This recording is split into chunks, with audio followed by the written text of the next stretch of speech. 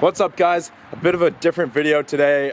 And for those of you who are new here, my name's Jake. Welcome to the JD Cars Automotive YouTube channel. If you've yet to do so, please go check us out at jd-cars.com, at jd.cars on Instagram, and be sure to subscribe down below for more content. So today is definitely a bit different. We're gonna be working on the 2006 Honda Accord here. We're gonna be installing a sweet touchscreen to replace the factory radio system, which, as you can see here, is quite outdated. I mean, it's not terrible. It's got an LCD display on it, and it does have XM capabilities. However, this head unit did bite the dust. It's no longer functioning for whatever reason. So we're gonna be swapping it out today for the Xtrons Android 10-inch touchscreen stereo. I'm really excited for this project. I always enjoy transforming these vehicles from their old outdated AM FM radios to a new touchscreen. And before we get into this, I do want to mention that this installation process is applicable to all 7th generation Honda Accords, which is going to be all Honda Accords from 2003 to 2007. Let's get my dad's 550 out of the garage. Let's pull this thing in and get working.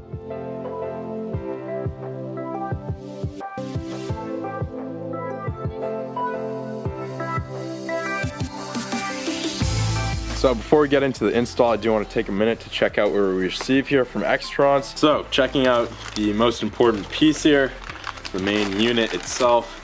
Looks really nice. I'm super stoked. As you guys can see, we have a massive display here. It's just huge upgrade over the existing display. And I'm really impressed by how sleek this is and how thin the unit is. They've packed a lot into a very small amount of space, and it's really impressive. So on the back here, we obviously have all of our ports for our connections. I'm gonna remove this little warning here. Do not use any power cable other than the provided, so good to know. We do have a power fuse pre-installed to protect the unit and protect the onboard electronics. All these buttons down here have a really nice feel to them, very similar to the existing buttons in the car. Overall, really impressed, especially for the price point. So opening up this bag here, we have a number of wires, starting off with a USB connection here. So you're gonna be able to plug in any USB device, be it your iPhone, your Android phone, or even a flash drive. And then we have a number of wire adapters here, which are basically going to adapt the factory connections to the connections on the back of the unit here. We have another one right here. This is an accessory wiring harness here. To this, you could hook up a backup camera, an aux line, a sub controller, many other accessories. Oh, actually, I was mistaken. Here is our backup camera harness, and these two wires here would connect to your reverse light and to your brake light. I won't be installing a backup camera today, but maybe down the line. It looks like we have an additional USB adapter. Not sure why we received two, but that's good. We have our GPS antenna, and last but certainly not least, we have our CAN bus decoder. This CAN bus module will basically decode the factory controls. For instance, the steering wheel controls will be retained using this decoder here. So that's everything included. There are no actual instructions included pertaining to the installation on the Honda Accord here. So yeah, that's why I'm making this video. Let's jump into it. All right, so definitely easiest to work on this from the passenger side, just because we have to access this area here, and the steering wheel will get in the way. So first step, we're gonna use a plastic pry tool here. Come up top and pry up this plastic piece here. Whew. Well, that took a little bit more effort than I had anticipated. Had to fight with it a little bit there, but we'll just rest this top piece up out of the way here. So we now have access to the top screws of the radio here, but we don't have access to the bottom screws. So in order to access that, but we do need to remove all of this here to access the lower screws on the radio here. So first and foremost, just to get our gear shifter out of the way here, you can take a small flathead screwdriver, and right here just left of the gear shifter is this little door. You can stick a flathead in there and remove this little plastic piece. Oh, don't want to lose that. You can remove that little plastic piece, drop the key right on in there, and you can bring the gear shifter right back like that.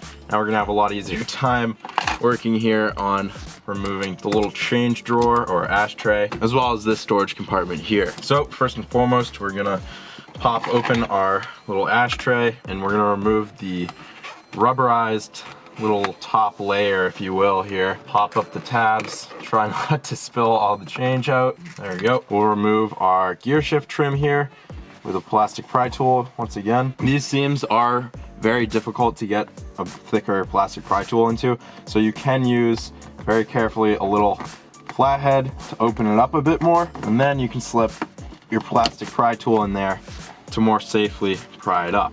Pull up our e-brake to get it out of the way. Now we'll unplug our seat warmer buttons. It's just a simple press to release connection. Press those, release them, set this aside for now. Now, after we've removed the little rubberized corn tray liner, we can remove the second layer, pry up on it here.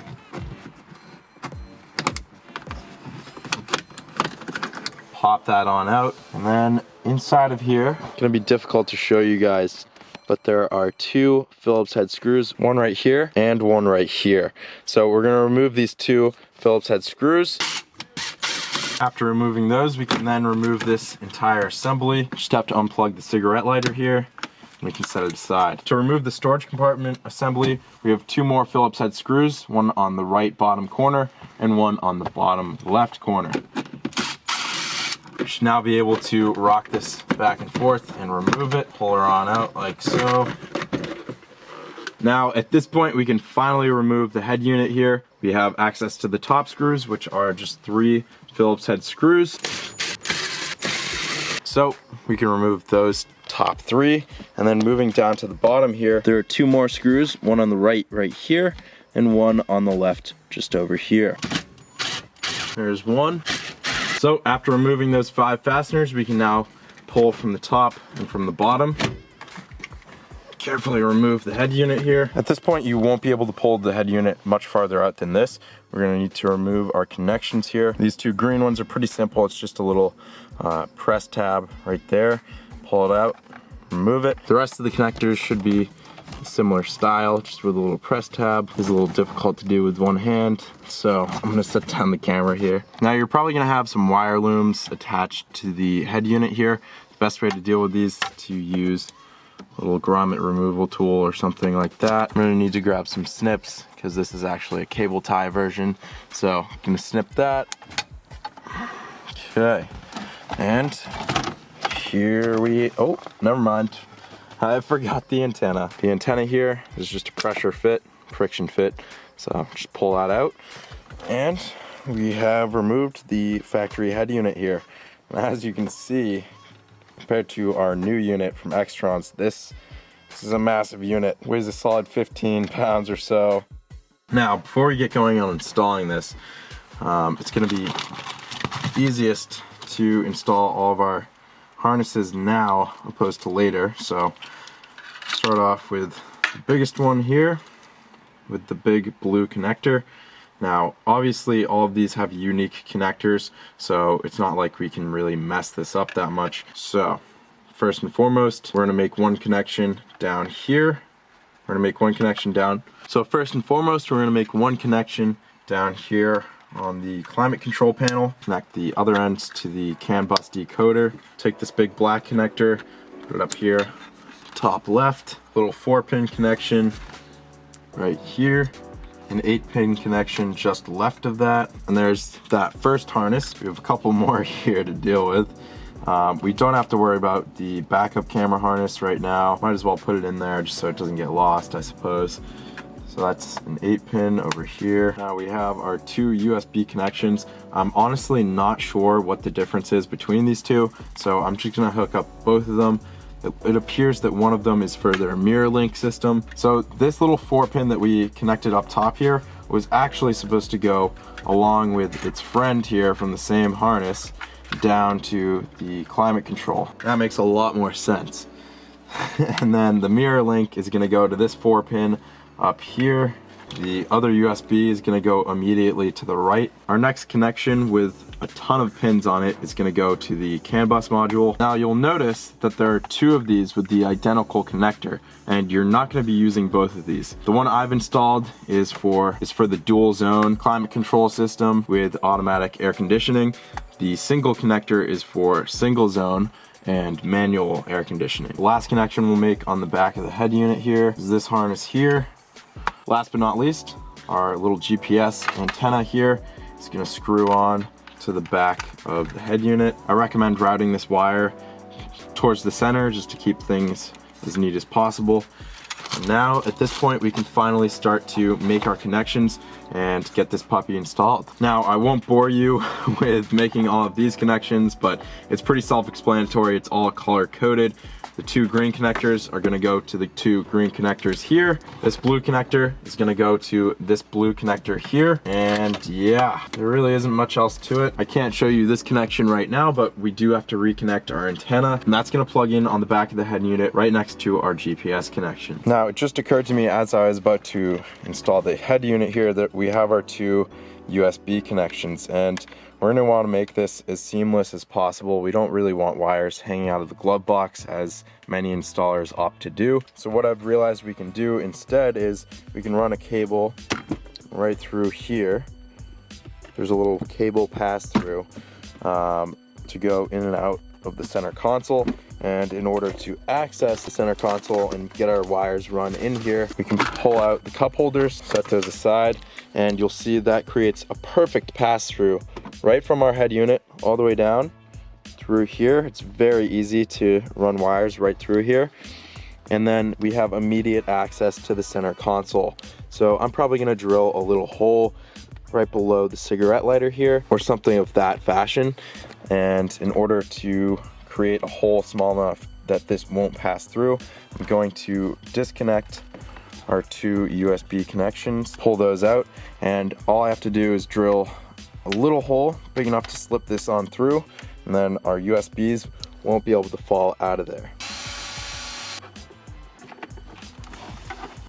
I did just make a little mark on this USB here, which is the mirror link USB, because I don't know, there could be a difference in the interface, but we'll have to find out. Okay, sweet. So we now have our two USB connections in there. We have it seamlessly threaded through with plenty of excess here to connect it to our stereo. So let's reconnect these two. Before I get the touchscreen mounted up here, and pull off some excess from the GPS antenna here, and a lot of people will route these up onto their A-pillar. However, you're going to get a lot of metal interference, so it's much more preferable to put it in this cavity up here. There's plenty of space up here, so we'll just run it up there and it should work perfectly fine. As far as the rest of these wires and connections, you'll just want to make sure that they're routed safely away from the vents and just in a location where they're not going to be pinched. There's actually a little bit of adhesive on the back of the antenna here.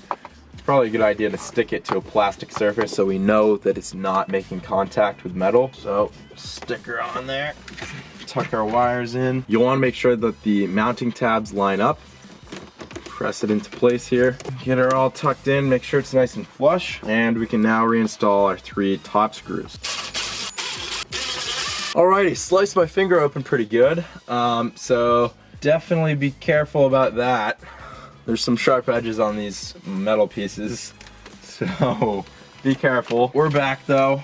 I'll survive, probably. Alright, try tucking this back in again. Beauty. Works like a charm. So, going to reinstall our two little Phillips head screws on either side. Install our cup holders. So we now just have to pop this sucker back in here, and we're gonna reinstall those two little Phillips heads down there in the coin tray. That's all set and almost done. We just gotta reinstall our gear shift trim. Remember to reconnect your seat warmer buttons. Okay, there we go. Put her back in park. Remember to reinstall your little plastic clip right in there. And last but not least, we just have to put the plastic trim back on here.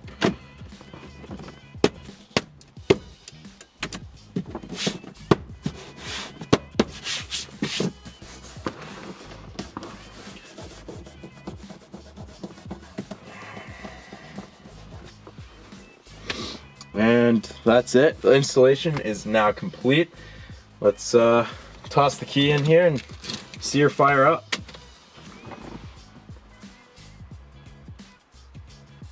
Well, bang.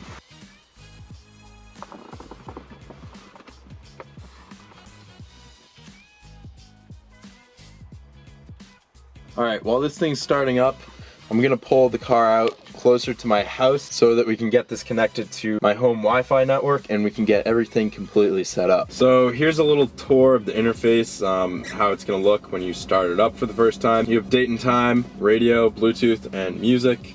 Swipe to the right and we have 3 pages of icons here.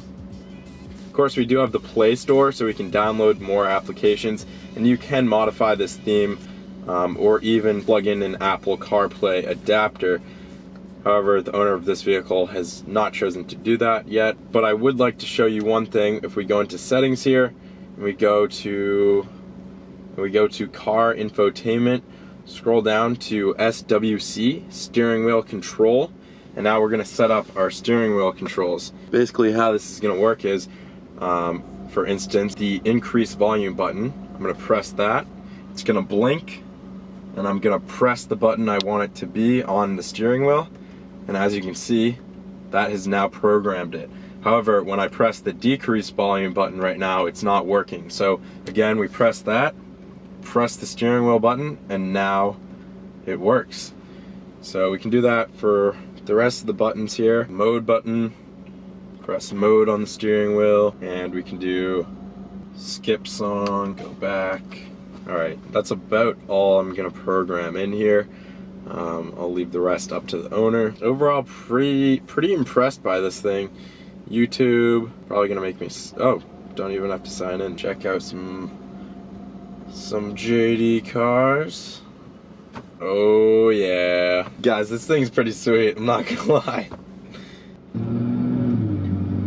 What's up, guys? I'm starting to move a couple things around here just for the owner's convenience, but I did want to mention default navigation system is Google Maps, which is huge. I'm a huge fan of Google Maps. Anywho, we have Chrome on here. As I said, we have the Play Store.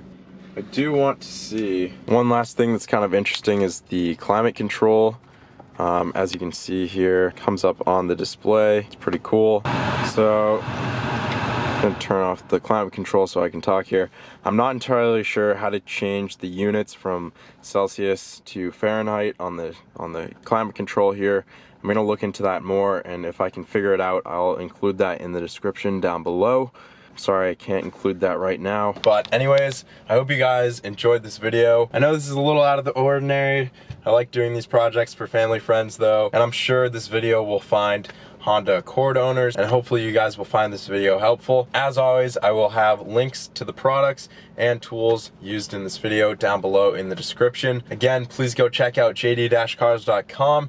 Follow me on Instagram at jd.cars. Please go like this video if you found it helpful. Subscribe for more content. I'll see you guys next time on JD Cars.